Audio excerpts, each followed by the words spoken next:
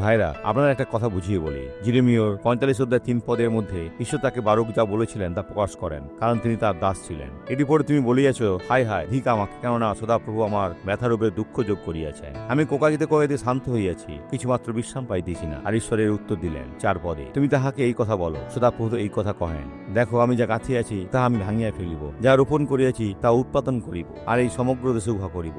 তবে তুমি কি আপনার জন্য মহৎ মহৎ বিষয় চেষ্টা করিবে? সে চেষ্টা করিল না। কেননা দেখো, আমি সমস্ত মর্তের প্রতি অমঙ্গল ঘটাইব, ইয়া সদাপ্রভু কহেন। কিন্তু তুমি যে সকল স্থানে যাইবে, সে সকল স্থানে লুটদ্রব্যের ন্যায় তোমার প্রাণ তোমাকে দেব। ভাইরা, এটা একটা গুরুতর বক্তব্য। ঈশ্বরের একজন ব্যক্তি হন, কারণ তিনি মানুষের অন্যায় কাজ এবং তাদের আসল উদ্দেশ্য দেখেন। একজন ধার্মিক ও বিশ্বস্ত দাস হও। পিতা, তুমি ব্যক্তির সাথে কথা বলেছ এবং তার এখন প্রার্থনা করছে। তাদের কথা শুনুন এবং তাদের ক্ষমা করুন। যিশুর নামে এই ব্যক্তির জীবন পরিবর্তন করুন।